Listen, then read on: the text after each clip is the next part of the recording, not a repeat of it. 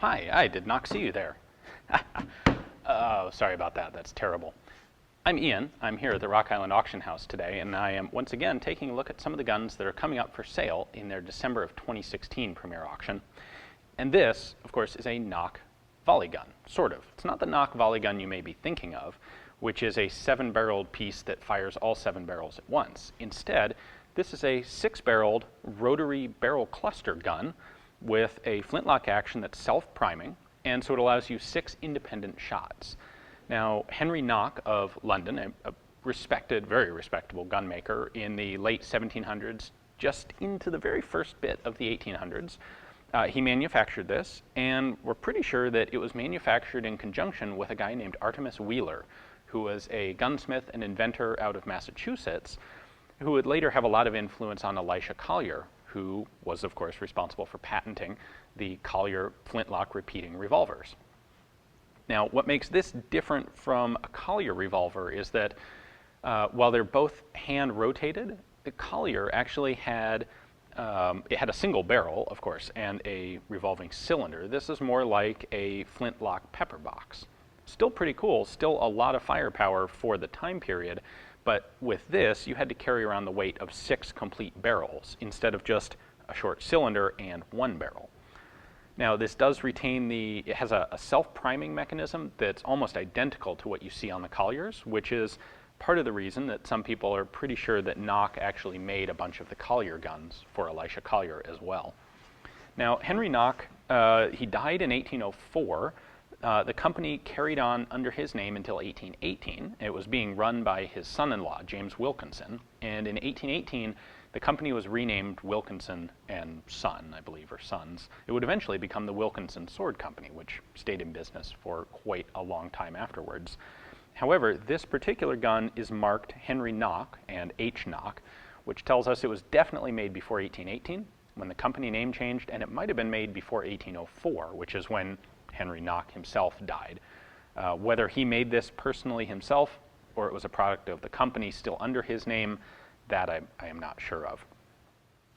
So even though it's not a true revolver and is in fact more of a pepperbox, it still is really interesting for this automated priming system that it has here. So why don't we go ahead and just take a closer look at that right now.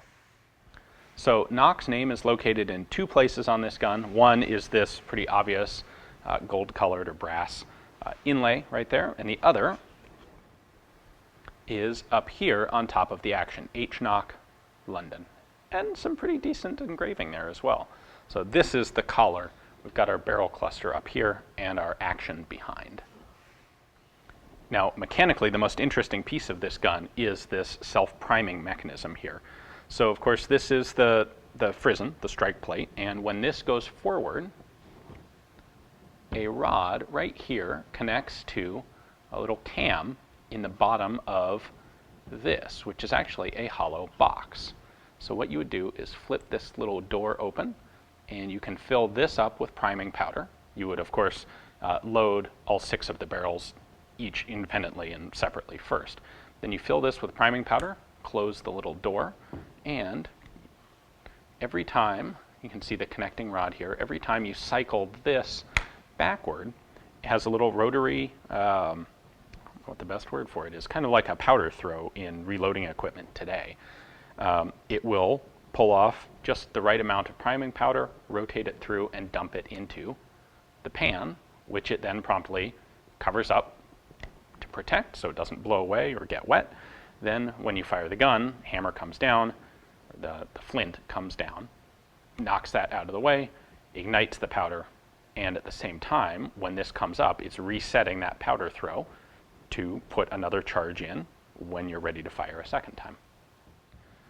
Now, the barrel cluster on this gun is a little loose, unfortunately, on this example, but it's hand rotated. So it does snap into place with each shot, for each barrel, lining up. Let's see. You see we have these little brass cover plates for the priming, the fire holes there, and you would rotate it into position, line that up, and you'd be ready to fire. If you fire, you would rotate it to the next one, like so. Collier's improvement to this gun had a 2-part system, it both locked into place more securely, and being a revolver, it also had an early type of gas seal to it. Now, with this being a pepperbox style, there's no need for a gas seal because each barrel is fully self-contained. Now, Henry Nock did a lot of other guns. He did kind of standard muskets. He did very nice muskets. He is also, in popular culture, well known for his 7-shot Royal Navy volley gun, which was very similar in appearance to this. It had a 6-barrel cluster like this one does, but then it also had a center barrel. So on this gun, there is no 7th barrel in the middle because you need that middle as an arbor for this whole cluster to rotate around. But the volley gun had 7 barrels in a setup like this, and they all fired simultaneously. And that was used for marine purposes, basically to destroy rigging and that sort of thing. On this one, you get 6 independent, separate shots, which really is a much more practical sort of thing.